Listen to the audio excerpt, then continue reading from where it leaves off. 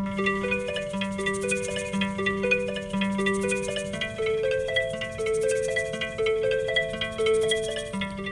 meet. Welcome to Witch Magic. I'm Dawn, and I will be taking you on a spiritual journey to all things magic and witchcrafts.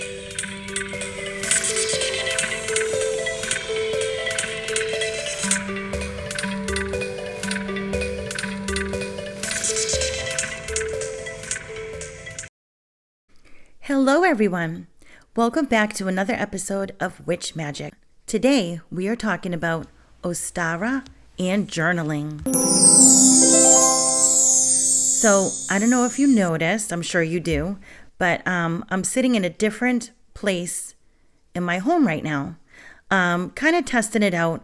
I can't always use this location because it depends on if anyone's home. You know, if Chris is here watching TV or something like that. I'm actually right next to the TV. And it might be a little bit echoey, so I'm not sure about this location, but we'll try it and see. Maybe the microphone will help a little bit. Anyway, I don't know if you can hear the rain outside, but it is raining out, and it sounds so pretty. Let's see if you can hear it. I'm not sure if it's going to pick up on the microphone. Anyway, if you have been following along the Magic Moonlog series, I did mention on there, and I'm going to mention it on here too, just in case there's somebody out there, if you don't listen to the series, but I recently got my certification for crystal and chakra healing. Now, I have my crystals that I'm going to use for the healing sessions, but I don't have my tuning forks yet. They are on the way. So, and that's just the one aspect that I'm waiting for. And then I'm going to do a couple of practice runs on family, to make sure I'm getting it all right and everything. And I would love to offer you guys healing sessions, and we can do that online. And I'll tell you more about it as the time comes. I might just put up an episode related to that so that I can give you more information on how it works, what it's going to look like, and all that kind of good stuff. So this month was kind of a crazy month. We had a lot going on, and it was my son's birthday, which we tried to make plans with him, but for some reason it just didn't work out. It just was crazy. And my granddaughter had just started karate, so I went to a couple of her classes, and oh my goodness, those kids are so cute doing the karate. They do a really good job.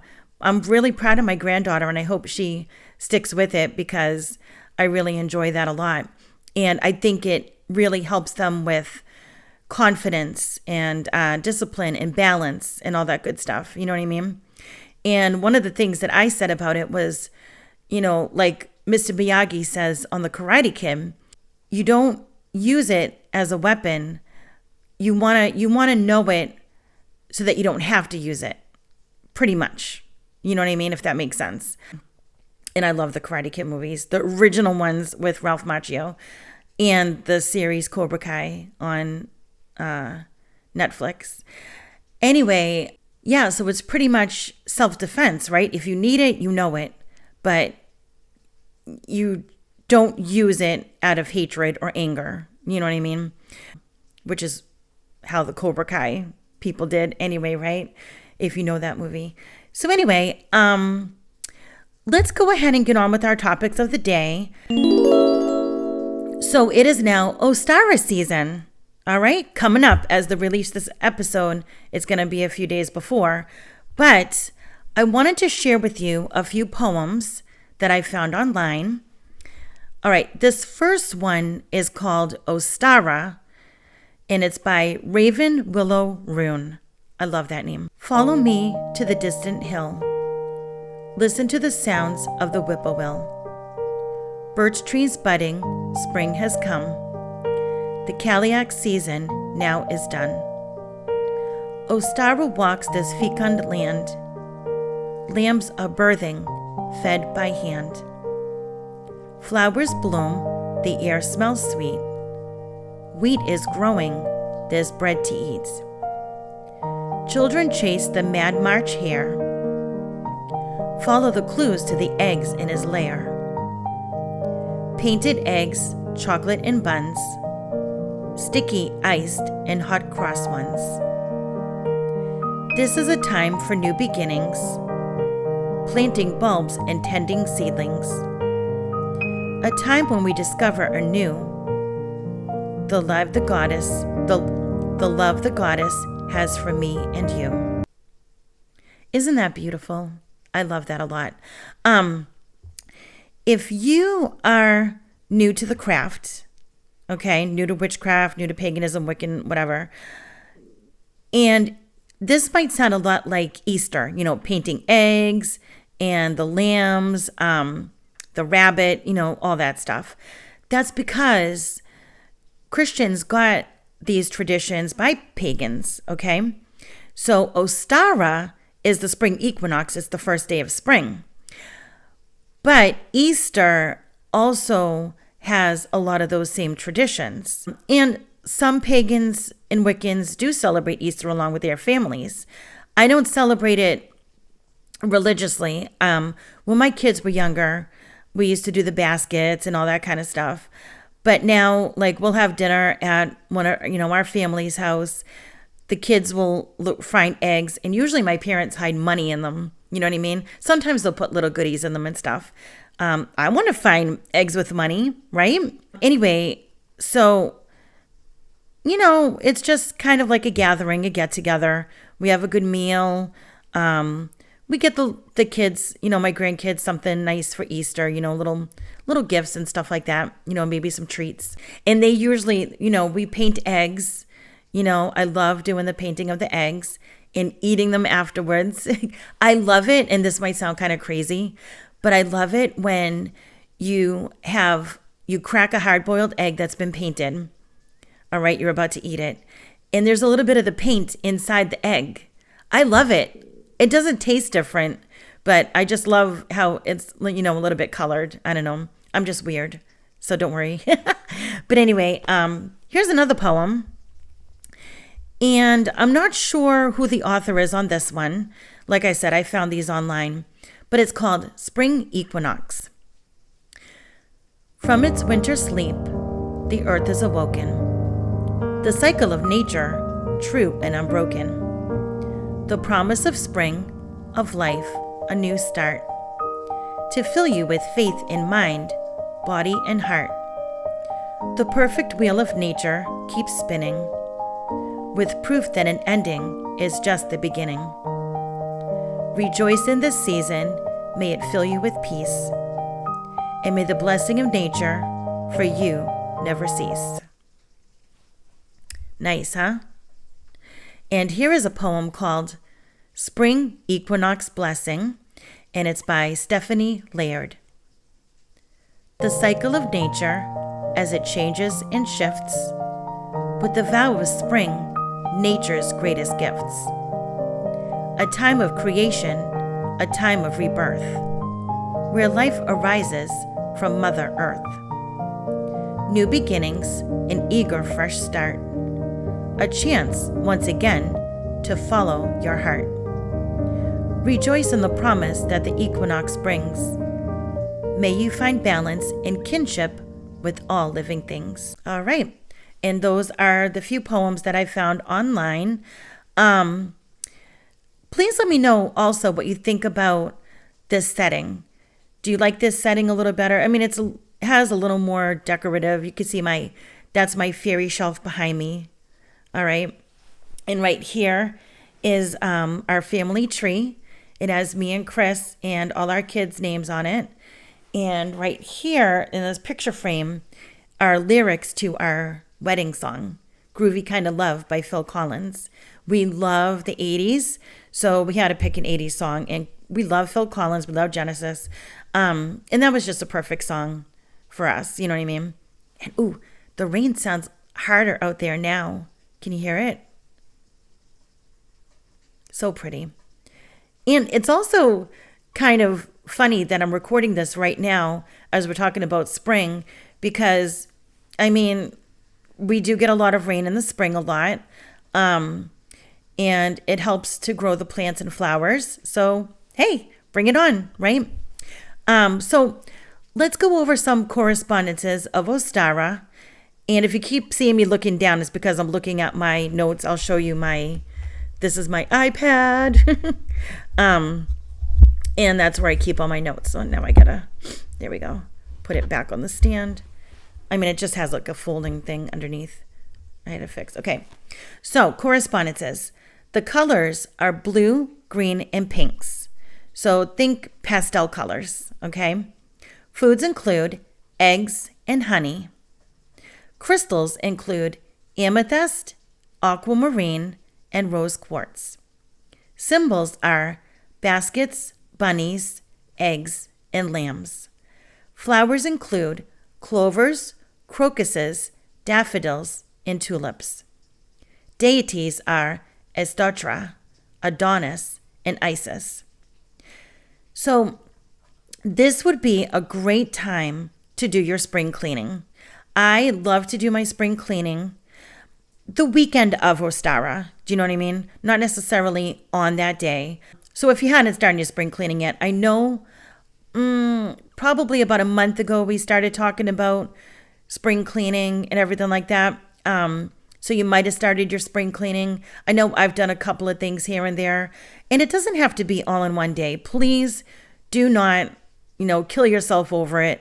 Just do a little bit at a time. And like I mentioned before in a previous episode, pick one thing to do a day or a week even. You know what I mean? Like one day you might want to focus on cleaning your baseboards because that gets overlooked a lot and they do get dusty. And then another day you might want to focus on cleaning your furniture. You know what I mean? Like maybe getting a carpet cleaner, clean the furniture, clean your carpets, things like that. Maybe another day you might want to wash your curtains and other big items that you don't think about. Maybe another day you might want to organize or declutter. Decluttering is a huge thing, you guys. It really makes a difference. Sometimes it's hard to do because you think about, man, I don't want to get rid of this if I might use it one of these days. But here's a rule of thumb. If you have something, say, stashed in your closet and it's been there for like a year, all right? Let's go a year. Some people say 6 months, but let's go a full year. If you haven't used it in a full year, it might be time to get rid of it. You know what I mean? There's always that question, what if? What if one day I need it? What if one day I miss it? What if one day I'm looking for it and I have to use it and then I'm, crying because it's not there? Most of the time, if you haven't used it in a year, it's time to let it go. You can give it to charity, Goodwill or something like that. You could donate it to family or friends or anyone else in need. You could sell it if it's in good shape. You know what I mean? If you have a storage space somewhere and you have room in that storage, put it there for a while and then revisit it later on. But I will tell you that it is very refreshing to declutter because let me give you an example. My bedroom closet always has a lot of junk in it. I don't want to say junk though, because obviously it had meaning to us at one point or another, and maybe it still does, you know what I mean? But like there are some items in there that I take out seasonally, okay? So I still need those. I still use those. Those are still actively useful. But there have been times when I'll clean out my closet and I'll take something and be like, wow, I haven't seen this in ages. You know what I mean? I forgot I had this. Or what is this doing here? I didn't even know I had this. Time to let it go. Or maybe you could find a different use for it. You know what I mean? Recycle it. Use it for something else. You know what I mean? There's always something you can do if you truly, truly are insistent on not getting rid of it. And you can always loan it out. loan it to a family member and say, hey, listen, if you could use this right now, use it for a while, but keep in mind that I might be coming back for it at a later date. And if you do, fine. Maybe that's the agreement you guys have. And if you don't, they can either keep it or they can get rid of it somehow. But there's always something you can do. And I keep bumping this table, so I hope it's not making a huge sound over the microphone. I'm using a different table, and it has the legs right in front of me. So, if I do a lot of hand movements, and I'm trying not to make my hand movements in the camera. So if you see me moving around, it's probably because I'm moving my hands around and it's getting my whole body moving. So anyway, so that's that. And let's see, where was I?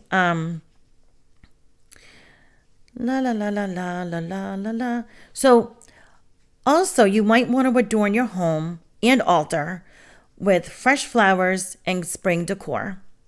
Work in your garden if you have one. Oh, getting back. So a lot of people suffer the wintertime blues, especially if you live in climates where it's wintry and gloomy, like I do. I don't tend to let it get me down, though. Do you know what I mean? I actually am more of an overcast day person.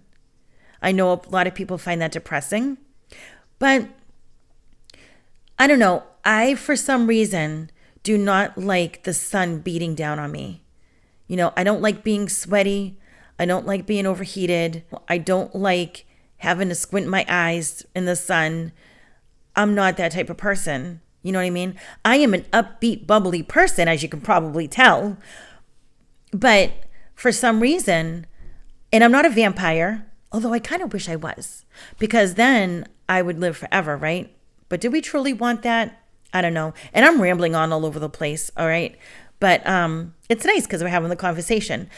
Anyway, yeah, so I am an overcast person. So rainy days, if I'm inside, if I have to go out in the rain and I have to run errands, it is kind of depressing and it's a drag. You know what I mean? Because I'm getting all wet and everything like that. But yeah, overcast days I love. I really do. So the winter blues don't really get to me, but a lot of people suffer it because it's like you can't really do much in the winter. And it's funny because I love being active outdoors. I really do. I love taking nature walks and hikes. I love going to amusement parks and riding on the roller coasters. I love being outside. I love doing things outside. But I love the overcast day because I'm not going to get tired as easy. I'm not going to get hot as easy. You know what I mean? Especially when you take long hikes and walks. Or if you're at an amusement park all day, because Chris and I, when we go to amusement parks, we're there all day. I'm not joking. From beginning to end, we will ride the same roller coasters over and over again. We'll get to them all first, but then we'll go back and do them again. And we just spend the whole day. But if it's too hot, too sunny, too bright, I drag. I'm like, oh, okay, I need to sit. You know what I mean? But if it's overcast, I'm like, let's go to the next. So yeah, there is that. Anyway, like I said, organize, declutter, rearrange for a fresh new look. Adding all of that will get you out of that wintry funk. And oh my goodness, flowers do make a difference. You know what I mean? And all like the spring type of decor, things like that. Spring used to be my favorite season, but now fall has been my favorite season for a long time. Spring was my favorite season for the longest time. And I think a lot of that has to do with my birthday, because my birthday is in April. So it is in the spring. But I don't know. I mean, spring is my second, because summer can be intense, just like winter can be intense. So fall and spring, a little more calm. So we will be seeing more daylight and plants starting to bloom. And I am already noticing signs of spring. I don't know if you guys have noticed, especially if you're in the wintry climates, but, you start seeing the grass turning a little bit greener. The trees are starting to grow leaves, the green leaves. Plants are starting to bloom, You might see little buds and stuff. And I don't really like this, but I've seen a couple of spiders in my shower. They were in my shower one day right after the next, a spider right after the other. And I don't like spiders. A lot of you might like spiders, but I do not like spiders. I leave them alone when they're outside because I feel like in nature, that's their home. And I always tell everybody this. When they get frustrated with bugs, I'm like, well, we're in their home. But there are some bugs I do not like. And spiders is a big one. I do not like them. So yeah, I'm sorry, but they got washed down the drain. Okay. And yeah, I just don't like it. I do not want to share a shower with a spider. I'm sorry. So if bugs are in my home, they're going to get booted out somehow. And let me just tell you though, on that note, I know I'm kind of digressing a little bit now on the subject of bugs. So, and me and my daughter were just talking about this the other day, Juliet. So all last summer, we did not see a single spider in our apartments. And you know why? Because and this is no lie, the summer before that, I sprayed peppermint spray all around the perimeters of the apartment, all along the windowsills, everything like that. Anywhere that bugs could come through. We had not seen a single spider since. So all last summer, we did not see one. So seeing those two spiders the past couple of days, it reminds me that I probably need to redo the peppermint spray. But the peppermint spray lasted that long. Even though you don't smell it for as long, I guess the residue is still there. And they do not like the smell. That's the thing. They won't go near it. You know what I mean? If you had a spider on your wall and you sprayed your wall, which I don't recommend spraying the wall because it might leave a stain. But if you sprayed the wall with peppermint spray or put a sprig of peppermint up there, the spider will crawl the other way. You know what I mean? It does not like it. And that's the same with ants. We don't really much have a problem with ants, but I know some people that do. And I tell them lavender. The same thing with the peppermint oil. With the peppermints, make a spray with lavender oil, dilute it with water, okay? Spray it around your perimeters. Or have sprigs of lavender in your home. Make sure that pets aren't able to get it though. Do you know what I mean?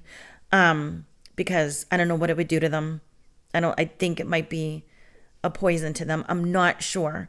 That might be what, and I should know this, me being a green witch, but anyway, I would say keep any herbs away from pets unless there's something you're doing for your pet and that they're able to tolerate the herb. Do you know what I mean?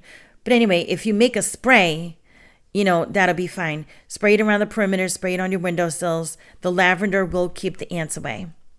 Okay? So if you have any ant hills like in your yard or anything that you want to get rid of, spray lavender on it. And they'll immediately go away. They do not like the smell. And it should last a while. Even if you don't smell it, as long as you're not seeing ants in your home, you know that it's still working. Okay? And on that note, I might as well tell you that since mosquitoes are going to be starting to come out, which those are a nuisance, lemongrass. Lemongrass will keep the mosquitoes off of you. Okay? So that's another thing to consider. So yeah, I do not like spiders. I do not like roaches. I do not like mosquitoes. Flies are pesky. Ants. Although carpenter ants, I had to tell you, Chris has been watching these videos by this guy who has this environment in his home. And he grows like exotic plants and he gets like all these insects and everything like that. He's got a lot of ants. He has like these ant farms and everything like that. And at first I'm like, ooh, I don't want to see like a bunch of ants. That grosses me out, But watching it is actually fascinating how they work, especially the big ants, like the carpenter ants, the worker ants, And when they show a close-up of the ant's face, they are so cute with their little antennas going and their little eye. Oh my gosh, they are just really so cute. So, seeing that, I'm just like, All right, if I see a single ant, I might just put him outside. You know what I mean? I don't want to kill it if it's in my home. When they're outside, like I said, I leave them alone. But they're not invited in my home. That's the thing. Okay? So anyway, yeah. But bugs I do like, I love ladybugs, dragonflies, butterflies, praying mantises, although, oh my goodness, on this same video, this guy's videos, he has praying mantises. And as you know, well, you may not know, but the female praying mantis bites off the head of the male after they have mated. That's what they do. So I'm not sure if the males are just stupid or if they realize what's going to happen to them after that. If they think it's worth it, that female better be worth it, right? Anyway, but I knew that. But there was this one scene where there was a female praying mantis that just went after a male and they didn't mate or anything. And she just started chewing him up. And I'm like, oh, I was horrified. I was like, what? I'm like, I don't know about these now. You know what I mean? I mean, I still think they're cool looking. And the stick bugs. You ever see those stick bugs? They look really cool. Ooh, and lunar moths. The first time I ever saw a lunar moth, I didn't know what it was.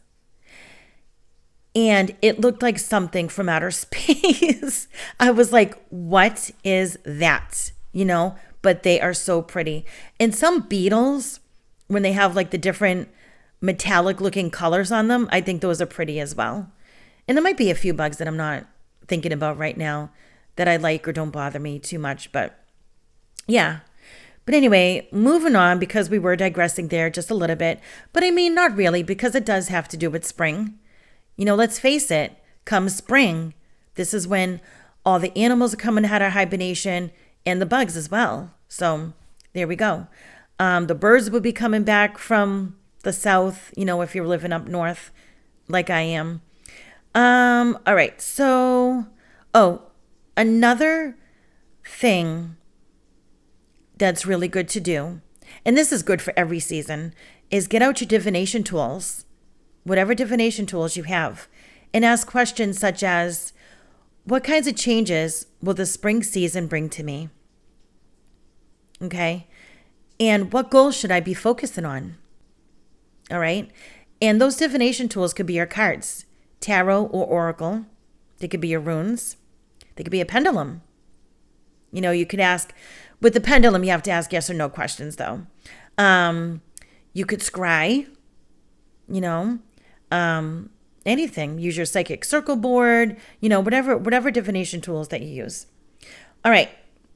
So Ostara, as you know, probably, is also called the vernal equinox or the spring equinox. Gerald Gardner came up with the name in the mid-20th century. Some ways to celebrate Ostara would be, like I mentioned before, to decorate eggs, fill baskets with gift and goodies, and wear a crown of flowers, drink dandelion tea, and start planting. Sounds a lot like Easter, like we mentioned before, right? That's because, like I said, the Christians got the ideas for these traditions from pagans and Wiccans. Of course, Easter was celebrated as the resurrection of Jesus. But we all know where those traditions originated from. The date of Ostara this year is March 19. Everyone knows it as the first day of spring. Animals and bugs are coming out of hibernation, and it is a time for rebirth and renewal. And another good thing you could do is start a journal, which brings me to my next segment. All right, so some of you may or may not journal. And it's okay if you do, and it's okay if you don't. All right? I like to journal, and I go back and forth between it, to be honest. I get in my journaling modes, and I'll journal pretty much every day. You know what I mean? Sometimes I go a little bit without journaling. Sometimes I can go like a year without journaling. It depends on my mood. So it all depends on your mood. You know, do you feel like writing things down? But let me just say on that note that it can be very beneficial to keep a journal. Even if you just have one journal. I have several, and I'll let you know about that in a minute. I'll tell you why.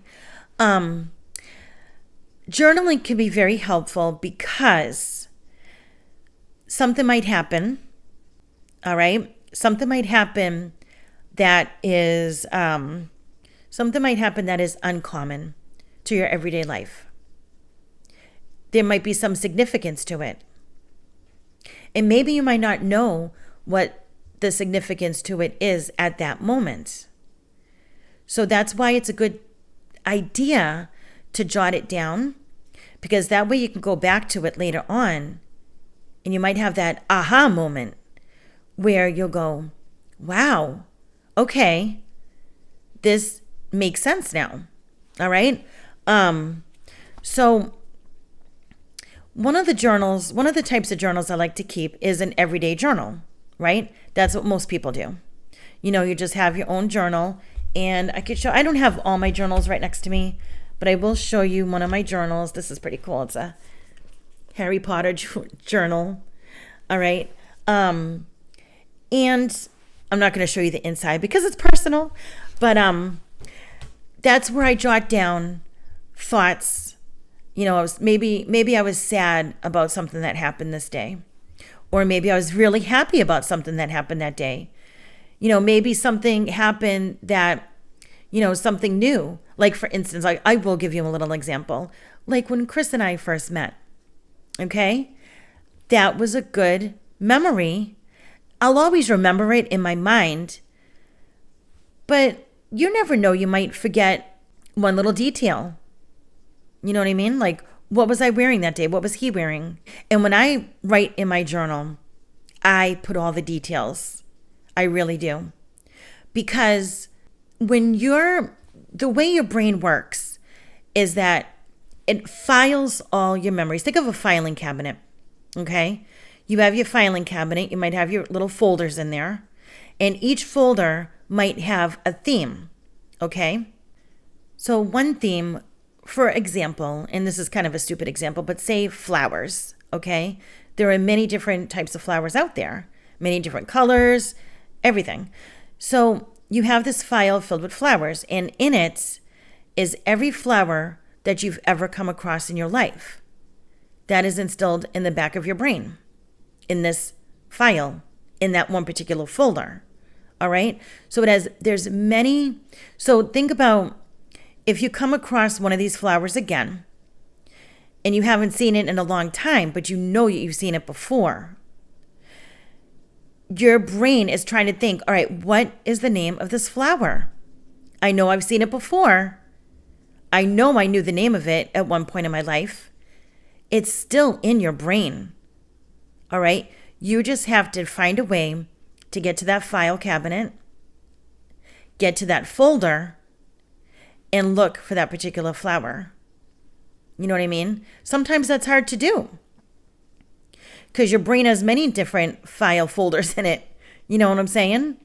If you have it written down in your journal, you can go to your journal. Like, say you have a journal just for flower spotting, okay? You can do that. You can go back and say, oh, okay, that's what this is. Now I remember. And now you might remember where you've seen it before and what it smelled like, and even your surroundings, what was going on in your surroundings. Maybe to the point where you remember hearing birds chirping, or you remember seeing a chipmunk run across the path. You know what I mean? Little details like that.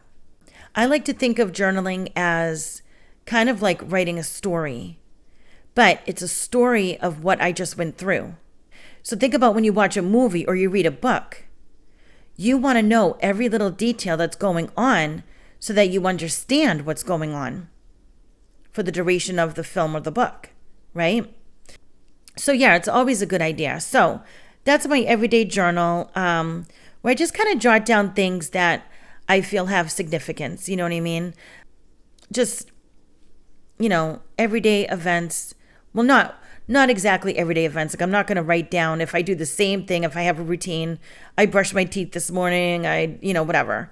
But if I brushed my teeth this morning and my toothbrush happens to fly up in the air, that's kind of different. So I might write down about that. My toothbrush flung out of my hand and I don't know what happened. That's kind of silly, but I mean, hey, you can go back and read these things later on in your life, or even share them with somebody if you want, and have a laugh over some of the things, or even have nice memories. So another journal that I like to keep is my astrology journal.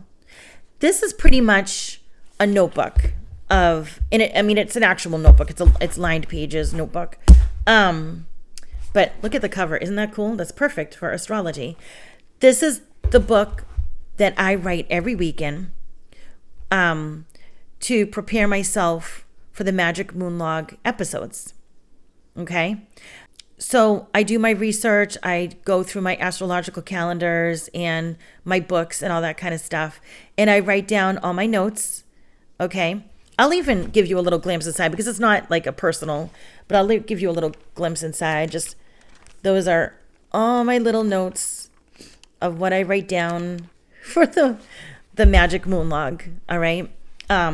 So yeah, it's pretty cool, but you can also, like, if you want to keep an astrology journal, write down any significant events that might have happened, like eclipses and stuff like that, because those only happen a few times a year, right?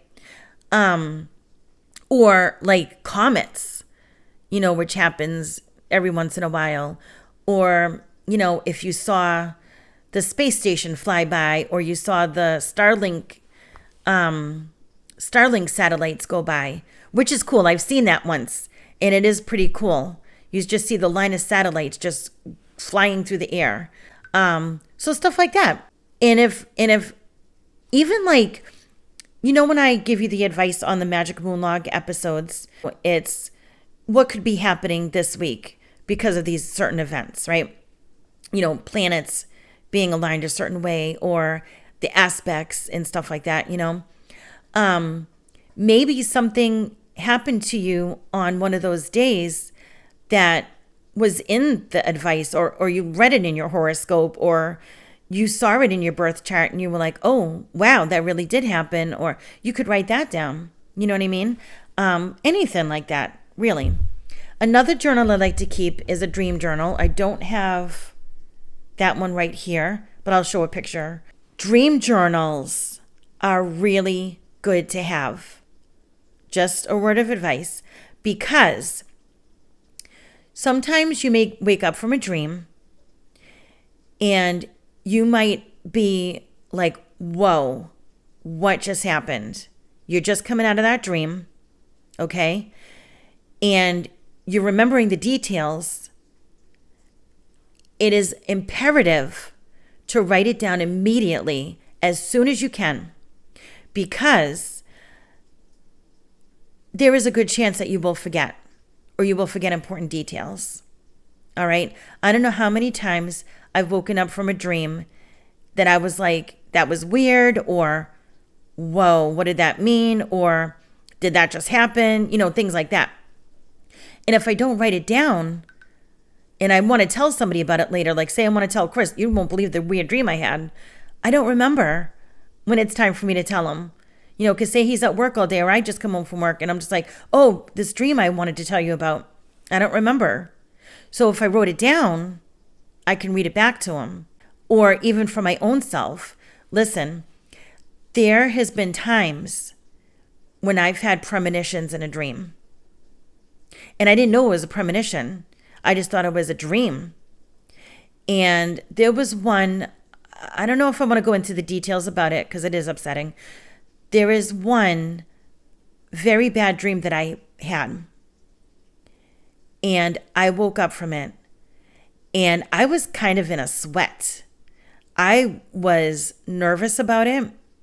I had to write it down. I wrote down, and I think it was 2 pages long, to be honest with you. I wrote it down. I haven't looked at it in a while. And I wrote down every single detail that I remembered. Every single detail. A month later, something significant happened. And it made me go back to my journal and look. And sure enough, all the signs and symbols were there. The event didn't happen in the 100% way that I dreamed, but it was clearly about that. It was clearly a premonition about that. I have no question. All the signs and symbols were there, like I said. And this has happened to me a couple of times, not always bad. You know what I mean? Something will happen, like I'll dream about having a conversation with somebody, and later on down the road, and for me anyway, this usually doesn't happen immediately. It's not going to happen that day or the next day or whatever, but it's usually down the road sometime. And it'll be kind of like a deja vu almost, you know what I mean? Where I'll be having that conversation with somebody and I'll be like, wait a minute, didn't we already talk about this? And they're like, no. And I said, but I remember telling you this, or I remember you telling me this. No. And then I'll look back at my journal and guess what? It's there. So yeah. So I do recommend, if you don't keep any other type of journal at all, keep a dream journal, because you never know. You might have had a premonition about something, but now you don't remember, but you just think, wow, this seems kind of weird. Like, I think I've thought about this before, but maybe you dreamed it. Or another thing that might happen during your dream is that you might get answers to questions. All right, we've talked about spirit guides in previous episodes. There is a dreams episode that I did a while back that actually Juliet recorded for me because I was really sick that time and I didn't have a voice. So I scripted her the episode and she read it. But yeah, I recommend going back to that if you want to know more about dreams, because we did touch up on that a little bit.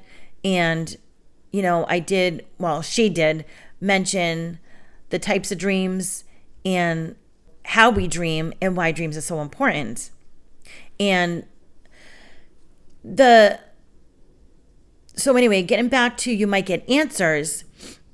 So even if you don't ask your spirit guides or the fairies or the deities any specific question about your life or anything like that, like for instance, say you want to know who your spirit guides are, and you ask them to come to you in a dream and let them know who you are. Well, it might happen, and you will want to get up and write that down before you forget, because then you can, refer back to it. Or you might get answers that you didn't even know you were seeking, and you might wake up and be like, wow, why do I know that right now? What is the purpose of me for knowing that right now? Write it down. I promise you, it has benefits. There's a reason why you dream these things. Okay?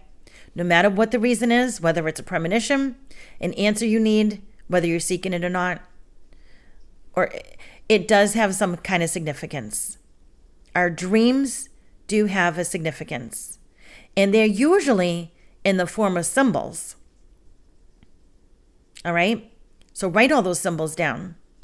And that way you can refer to a dream book or anything like that, or look it up online. Another type of journal that I like to have is my rune journal. All right?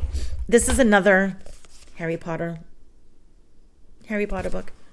So anyway, I read runes, and I like to jot them down in my journal when I have significant readings. Now, I will do a rune drawing at the end of this episode, as I do with the monthly episodes. I don't write those down because it's just generalized. I'm just drawing a rune just for, to see what we come up with. Hopefully it resonates with what we're talking about and everything like that. But if I'm doing a drawing for myself or for somebody else, I like to write it down so I can refer back to it. I don't do the same thing with my oracle cards, which I probably should start doing that. You can do the same thing with your tarot if you read tarot cards. Keep a journal You can even have one journal for all your divination. You can have it in a notebook, like a sectioned off notebook. It doesn't have to be anything fancy, but have like a binder and have it sectioned off and say, these are my card readings. These are my, rune readings or my scrying reading, pendulum, anything like that. I especially like to write in my rune journal after I've given someone else a reading. And let me tell you why. Because sometimes I don't know exactly what it's telling me to tell the person at the time. So if I write it down, I write down all the runes. Usually when I do a reading on somebody, I do either a 3 rune spread or a 5 rune spread. I normally go with the 3 rune spread because it represents past, present, and future. Okay? So I'll write down all the runes that I drew, and part of our conversation, like, does it mean anything to the person that I'm drawing it for? Or does it mean anything to me, what I think is going on? That way I can refer back to it and I can say, you know what? And I'd like to give a copy to the person as well, so that they can refer back to it and say, okay, yes, that's what it was telling me. And then we could talk about it some more. Most of the time when I do a rune reading on somebody else or even myself, I do know what it's saying, but sometimes I don't. So that's why it's really important to be able to go back to the journal. Let's see. Oh, another journal that I keep is my New Moon Magic journal. And this is just in a composition notebook. And what I do is any new moon magic spells that I do for myself, I write down in the book. So it does have my spells. It does have my notes about how I went about things, what was going on, and more importantly, what happened after I did the spell. Did the spell work? Did I notice something change? Do I need to redo it? Should I do something different? And sometimes doing a spell for the new moon, all you have to do is write down your expectation, your intention, your wish, whatever you want to call it. I want to lose weight, you know what I mean? But be specific, like I would love to lose 5 pounds this month or 10 pounds this month. The more specific you are, I find, in my opinion anyway, in my practice, the more results you get from it. So let's see. Dream journal. We talked about dream journals, divination journals, everyday life journals. Trying to think. Let's talk about our biggest journal of all as witches. Our Book of Shadows. Because that is like a journal, right? Now, I'm not showing my Book of Shadows because, not that it's because it's personal, because I don't have to show you the inside, but it's really not that glamorous, I promise you. I use a binder. All right? I use a binder. And what I do is I have the binder, a 3-ring binder, and I have them sectioned off using the divider tabs. Okay? And I also use the sheet protectors so I don't have to punch holes in any papers that I print out or anything. Sometimes I'll print out something online that I might find online. Sometimes I might type something and print it out. And, and I also keep individual pieces of lined paper that already has the holes in it in my binder so that I can write down stuff. And the reason why I use a binder is it's easier for me to add a spell to a section when I can just put a piece of paper in there or, anything like that. Or if I want to add something to a section, So the way I have my Book of Spells, my Book of Shadows sectioned off, and this isn't in any particular order, is I do have an astrology section where I put the symbols, symbols that I've drawn for the zodiac and the aspects and the planets. I also have the meanings of the aspects. I have my birth chart in there that I had printed out. I have the houses. Okay. Trying to think of what else I have in there. Anyway, but that's, you get the gist of it. Another section I have in there are my spells. So any spells that I have written, I put in there. Any spells I've done or plan on doing.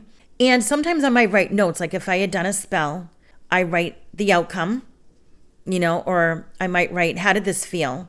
Did this feel like it was working? Does it feel right? Was it the right moment? Was it the right time? Things like that. Also in my spell section, if there's a spell that I had found online that I want to try, I'll print that out and put it in there. Also, color correspondences, which I printed out the one that I have that I made on my website. So you can print that one out too if you want.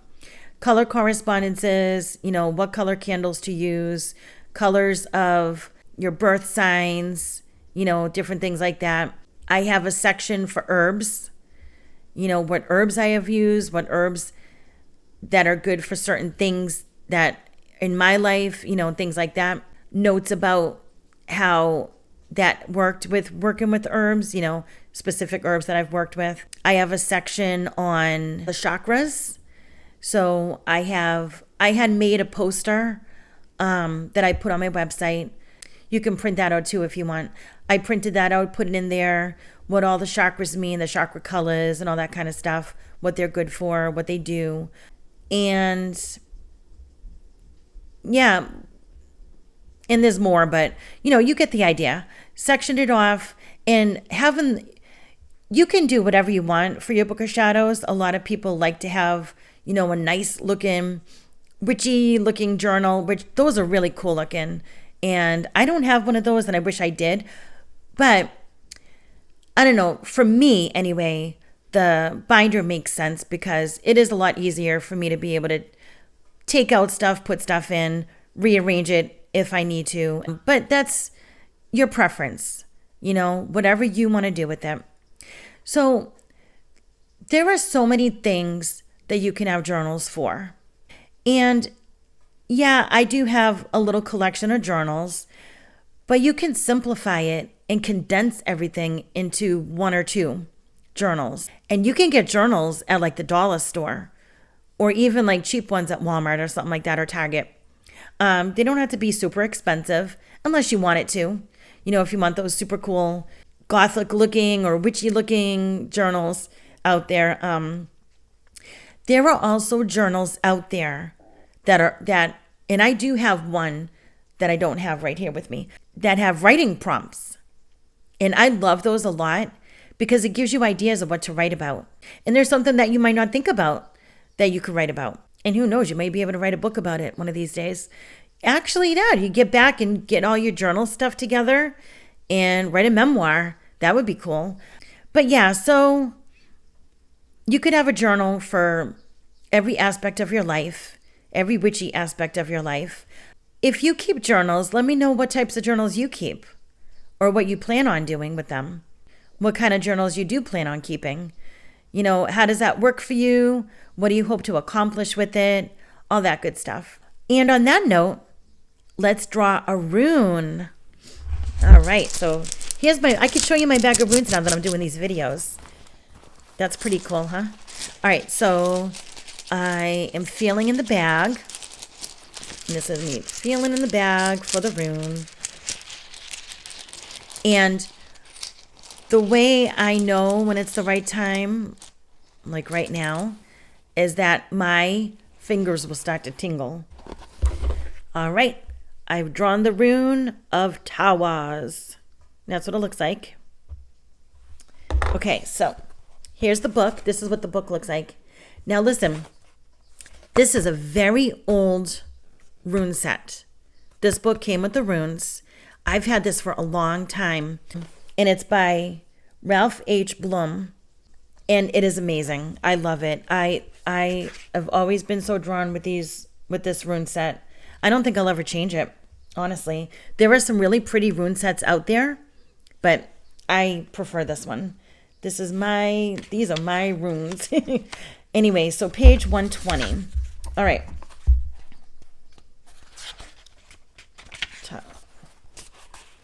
All right, Tawaz. It's also the warrior and the sky god. This is the rune of the spiritual warrior. Always the battle of the spiritual warrior is with the self. Funding a will through action, yet unattached to outcomes, remaining mindful that all you can really do is stay out of your own way and let the will of heaven flow through you. These are among the hallmarks of the spiritual warrior. Embodied in this rune is the energy of discrimination, the sword-like quality that enables you to cut away the old, the dead, the extraneous. And yet, with the warrior rune comes certain knowledge that the universe always has the first move. Patience is the virtue of this rune, and it recalls the words of St. Augustine that the reward of patience is patience. Here you are asked to look within, to delve down to the foundations of life itself. Only in doing so can you hope to meet the deepest needs of your nature and tap into your most profound resources. The molding of character is at issue when you draw Tawaz. Associated with this rune are the sun, masculine energy, the active principle. The urge for conquest is powerful here, especially self-conquest, which is a lifelong pursuit and calls for awareness, single-mindedness, and the willingness to undergo your passage with compassion and in total trust. When this rune comes in response to a relationship issue, it indicates that the relationship is both timely and providential. The bond is a real one. There is work for you to do together. If the issue concerns devotion to a cause, an idea, or a path of conduct, the warrior rune counsels perseverance, although at times the kind of perseverance called for is patience. A rune of courage and dedication. In ancient times, Tawaz was the glyph that warriors painted on their shields before battle. Now the same symbol strengthens our resolve to align the self with the self. All right. And I do find that had a little bit to do with what we're talking about with the spring season coming up, renewing, rebirth and regrowth and all that. So let me know what you think. All right, everyone. That is all I have for you for now. And hopefully you come back every month for these episodes for Witch Magic. Please come join the Witch Magic Facebook page. Follow along because that'll give you a lot of insight and information. And make sure that you check out the website. And come watch these episodes on YouTube now. I have the full episodes on YouTube. Also, I've been doing snippets on TikTok and shorts on the YouTube. Instagram, I do reels every now and then. And if you are listening on Apple or Spotify, please go over and give me a rating and a review because it does help with the show. We want everyone to find me. The same on YouTube. Like, subscribe, share. Leave me a comment every once in a while. I do appreciate that. And come join me on Patreon or Ko-fi to get some perks if you join it here. And check out my merchandise shop. I do have the link on the Facebook page. All right, everyone. Be magical. So that's going to do it for today. I will be airing these podcasts about once a week, so be sure to tune in. You might want to choose to get notified when I air so that you don't miss a thing. If you have any comments, please feel free to connect with me on my Facebook group. I will leave the link to that along with my website on the show notes. Blessed be.